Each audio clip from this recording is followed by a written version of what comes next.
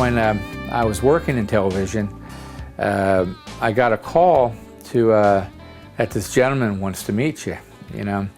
And the promoter at the time was a guy by the name of Don Litwin, and he was a promoter for the show for Jimi Hendrix and Soft Machine.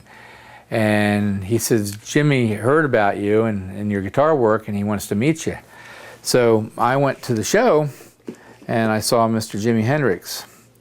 And as I was there, I started seeing all these things laying around on the tables. So these are a set of his old Fender guitar strings. And here's one of his old bags from the guitar strings. And then, this is I'm proud of. Here's two of his old back plates from one of his Strats. Two of his Strats. And this is kind of a neat little note. It says, to Seymour, stay groovy, thanks Jimi Hendrix, Noel Redding, and Mitch Mitchell, you know. Which is going to be hard to see. Can you see it? And then here's a scarf he gave me, which I thought was so cool, you know. And I've had this since 1968, you know. And he actually had this tied around his leg. It was really cool. Yeah, he gave that to me. And then this is stuff I like. Here's one of his tremolos that he broke off. And he would always remove like some of the springs in the back. And here's the springs from him, you know. And then, what else do I have in here? Here's my backstage pass for Led Zeppelin, which is kind of cool. So for me, you know, this stuff is very, it means a lot to me that he gave it to me. I would never sell it or anything, or, you know, try to lose it. But I've tried to collect all that stuff that I could, all the guitar-related music that I could, and every guitar player I ever saw, MJ and I, we take notes, we talk to them, we get all this information. We just have boxes and boxes of our history of all these, every guitar player, like from these little notes, my starting notes that I had when I started working with some of the guitar players.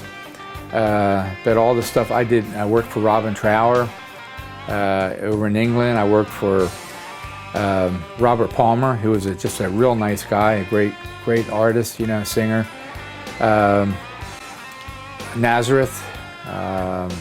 I worked with Supertramp, all these guys when they were in England, you know, and it was so cool to see them. And then when Roger came over with Supertramp, they were recording, and they got me down to the studio, and I was there when they did Breakfast in America. So I was really stoked to see that. I was in the studio with Pink Floyd, watching those guys, and I sold one of my old Esquires to David. It was a sunburst one, similar to that one up on the wall there. And if you ever see David wearing it, the finish is really worn off on it, but he liked it because it had Roy Buchanan sound, and I wound to do a sonic pickup that I put in there because it had flat poles, it had the larger diameter magnets.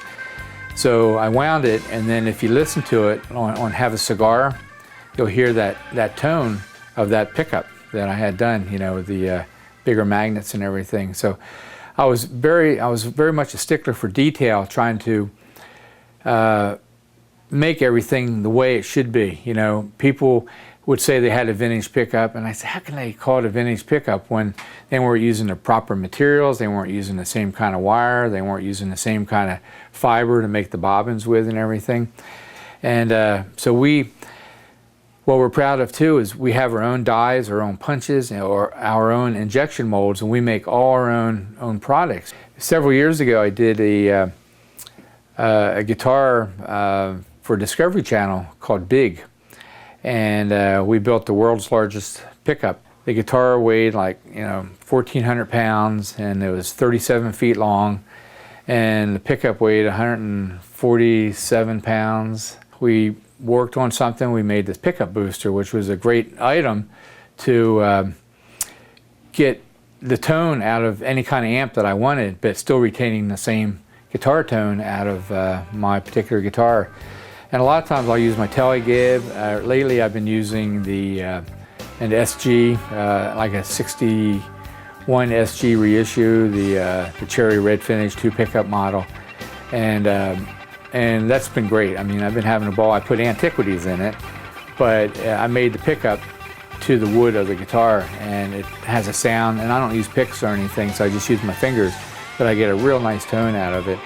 And I'm hope, you know, during the video here, you'll be able to hear some of my music that's playing in the background.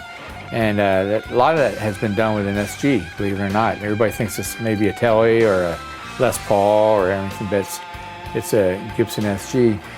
So anyway, I want to thank you for visiting here. This is like, they put me in a little corner here just to show you a few things and how I like hand winding. And I usually work in the dark, and I just have this one light on because I can redirect the shadows and everything on how I'm actually winding.